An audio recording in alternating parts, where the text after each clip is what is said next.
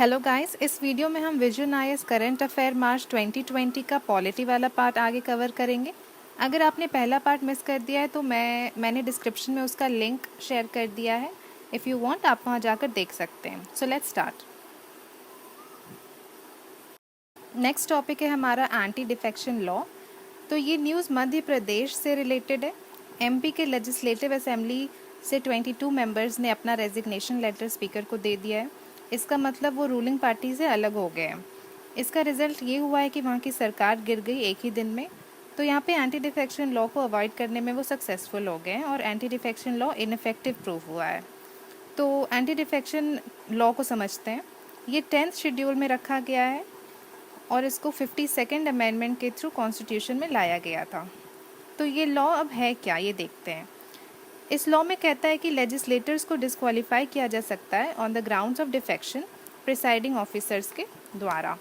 और ये इसलिए ज़रूरी है सो दैट लेजिस्लेटर्स एक पार्टी को छोड़कर दूसरी पार्टी में नहीं जा सकें। इससे गवर्नमेंट स्टेबल बनेगा। ये लॉ पार्लियामेंट के लिए भी है और स्टेट असेंबलीज़ के लिए भी है। अब दो ग्राउंड्स हैं जिस पे डिस्क्वालीफाई हो सकते हैं। पहला, अगर वो अपनी मर्ज़ी से मेंबरशिप छोड़ देते हैं, और दूसरा, अगर कोई लेजिस्लेटर अपने पार्टी के अगेंस्ट जाकर वोट करते हैं, उस केस में भी वो डिस्क्वालीफाई हो जाते हैं।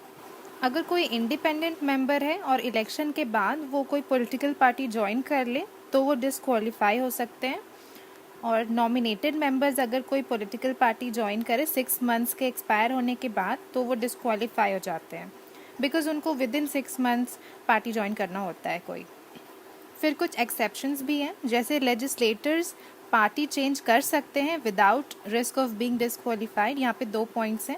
अगर दो पॉलिटिकल पार्टीज़ के बीच मर्जर हो रहा हो और उसमें भी अगर 2/3 ऑफ द पार्टी इस मर्जर के पक्ष में हो, तब वो डिस्क्वालीफाई नहीं होंगे।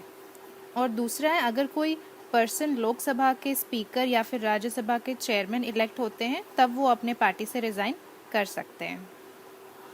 अब देखते हैं कि एंटी डिफेक्शन लॉ को एग्जामिन करने की और उसमें सुधार करने की हमें क्यों ज़रूरत पड़ी है। पहला है rampant defection in spite of the law. इस लॉ के होने के बावजूद काफ़ी डिफेक्शंस हो रहे हैं।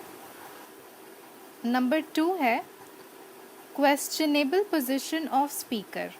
10th शेड्यूल के अंदर स्पीकर को काफ़ी पावर्स दिए गए हैं रिगार्डिंग पिटिशंस जो एमएलएज को डिस्क्वालीफाई करने के लिए दिए जाते हैं इस लॉ के अंडर। और वो भी जो वो डिसीजन लेते हैं उस पर हम क्वेश्चन नहीं कर सकते हैं। इस बात को चैलेंज किया गया था सुप्रीम कोर्ट में।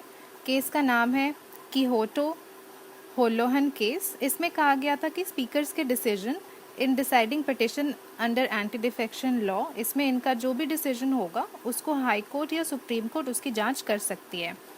नेक्स्ट पॉइंट है to stabilise parliamentary system and democracy. अक्सर ये देखा गया है कि पॉलिटिकल पार्टीज़ हॉर्स ट्रेडिंग या करप्ट प्रैक्टिसेस में इन्वॉल्व होते हैं, तो ऐसे अनडेमोक्रेटिक प्रैक्टिसेस को डिस्करेज करना चाहिए। फिर है no room for legitimate dissent. Anti defection law restrict करता है लेजिस्लेटर्स को। वो अपने अकॉर्डिंग वोट नहीं करते, वो जो पार्टी बोलता है उसके अकॉर्डिंग वोट करते हैं। सो कुछ एक्सपर्ट्स ये मानते हैं कि ये लॉ बस उन वोट्स के लिए होना चाहिए जिससे गवर्नमेंट की स्टेबिलिटी डिटर्मिन हो, जिससे गवर्नमेंट की स्टेबिलिटी का पता चले, लाइक एनुअल बजट या नो कॉन्फिडेंस मोशन। फिर है ओपन टू इंटरप्रिटेशंस, कि जो फर्स्ट ग्राउंड हमने देखा था डिस्क्वालिफिकेशन का, वॉलंटरीली गिविंग अप, ये टर्म को अलग अलग तरीके से इंटरप्रेट कर सकते हैं हम। नेक्स्ट देखते हैं एंटी डिफेक्शन लॉज को हम स्ट्रेंथन या मजबूत कैसे कर सकते हैं। उसके पहले ये बॉक्स देखते हैं क्या है इसमें। Removal of Manipur's minister by the apex court by article 142। तो रिसेंटली सुप्रीम कोर्ट ने मणिपुर के एक मिनिस्टर को रिमूव किया है। उस मिनिस्टर के अगेंस्ट डिस्क्वालिफिकेशन पिटिशन काफ़ी टाइम से पेंडिंग था, 2017 से पेंडिंग था स्पीकर के पास। तो यहाँ पे ये डिस्कस किया गया है। अब देखते हैं एंटी डिफेक्शन लॉ को कैसे मजबूत बनाया जा सकता है। सो पहला है एक ऑल्टरनेटिव इंडिपेंडेंट मैकेनिज्म होना चाहिए। रिसेंटली सुप्रीम कोर्ट ने कहा है कि पार्लियामेंट को कॉन्स्टिट्यूशन अमेंड करना चाहिए और जो स्पीकर है उसको सब्स्टिट्यूट करना चाहिए एक परमानेंट ट्राइब्यूनल से, जिसका हेड रिटायर्ड सुप्रीम कोर्ट का जज हो या chief justice of high court हो या कोई बाहर का इंडिपेंडेंट मैकेनिज्म हो जो कि इंश्योर करे कि ये डिस्प्यूट्स जल्दी और इम्पार्शियली हैंडल हो जाए। Next, reasonable time frame to decide disqualification cases by speaker. Supreme court ने ये बोला था कि स्पीकर को under 10th schedule within reasonable period decide करना है जो भी डिसीजन हो डिसक्वालिफिकेशन पिटिशन पर। लास्ट है एडमिनिस्ट्रेटिव रिफॉर्म्स कमीशन रिपोर्ट जिसका टाइटल है एथिक्स एंड गवर्नेंस। इसके साथ और भी कुछ एक्सपर्ट कमिटीज़ हैं, उन्होंने ये रेकमेंड किया है कि मेंबर्स का डिस्क्वालिफिकेशन इशू ये प्रेसिडेंट या गवर्नर को हैंडल करना चाहिए on advice of the election commission. अब नेक्स्ट टॉपिक पे चलते हैं। तो चुनाव में कुछ सुधार लाने के लिए इलेक्शन कमीशन ऑफ इंडिया ने कुछ रिकमेंडेशंस दिया है और साथ ही साथ पब्लिक से भी सजेशंस मांगा है इलेक्टोरल रिफॉर्म्स के लिए। इसका बैकग्राउंड देखते हैं।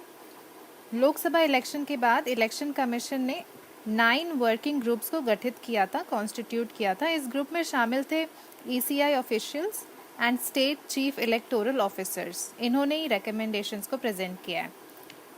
सो ये जो वर्किंग ग्रुप है वो उन्होंने एनालाइज किया था थिंग्स को, ताकि जो भी हो वो लीगल और इंस्टीट्यूशनल फ्रेमवर्क के अंदर ही हो और एक वैल्यूएबल चुनाव हो सके फ्यूचर में। मेन रिकमेंडेशंस देखते हैं। पहला है कि जब लोग 17 ईयर्स के हो जाएं तो वो ऑनलाइन रजिस्ट्रेशन कर सके वोटिंग के लिए। ये फैसिलिटी स्कूल्स एंड कॉलेजेस में दिया जाना चाहिए। दूसरा है electoral roll of graduates and teachers constituency prepare करने के लिए through online web based system electoral officials के लिए, जैसे बोलते हैं ERO नेट। साथ ही वोटिंग कार्ड को electronic photo ID card prepare करने का प्रोविज़न दिया गया है। इसको बोलते हैं EPIC EPIC।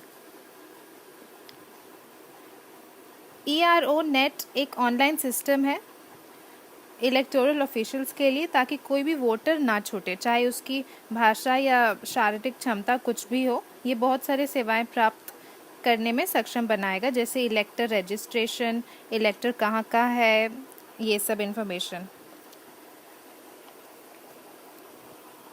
तीसरा है कि एज वी नो कि वोटर रजिस्ट्रेशन अभी साल में एक बार ही बनते हैं, बट वो अब रेकमेंड किए हैं कि हर 6 महीने या हर 3 महीने या 6 महीने के डेट रखना। जो रजिस्ट्रेशन कराना चाहते हैं वोटिंग के लिए वो करवा सकते हैं।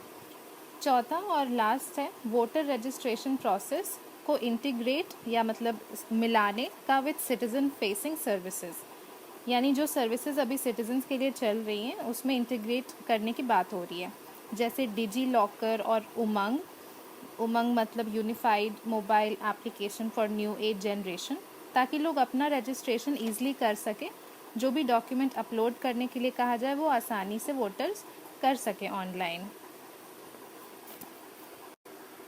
डिजी लॉकर है जहां डॉक्यूमेंट्स आप सेव कर सकते हैं, ऑनलाइन जाकर अपने डॉक्यूमेंट्स को सेव रख सकते हैं गवर्नमेंट के इस लॉकर में।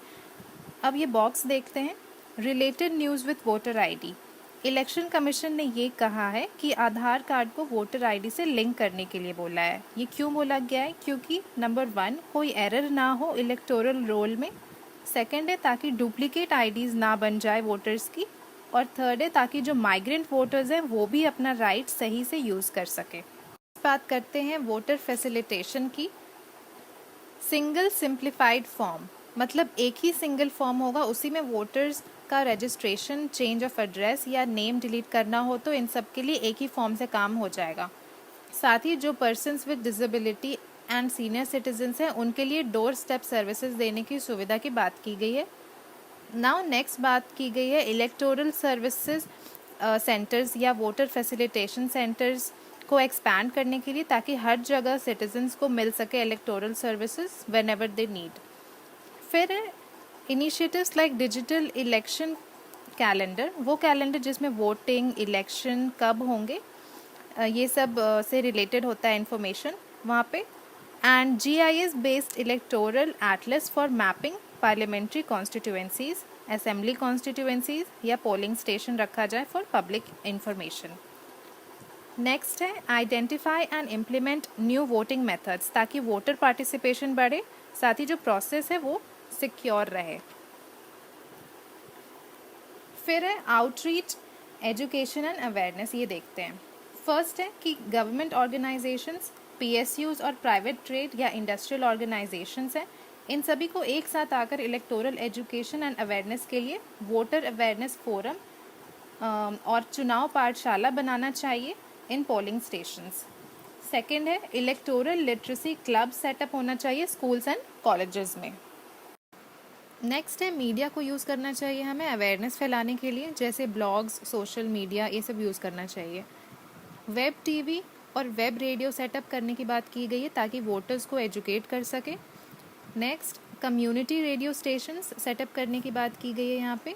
फिर है पीरियोडिक SVEEP यानी systematic voters education and electoral participation talk programmes. ये एक प्रोग्राम है इलेक्शन कमीशन ऑफ इंडिया की for voters education to spread awareness in India.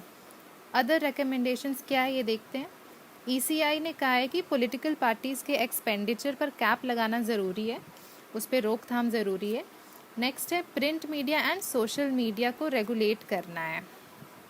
इसमें ये चेक करना ज़रूरी है कि media period of silence follow कर रही है या नहीं, जो इलेक्शन के पहले होता है।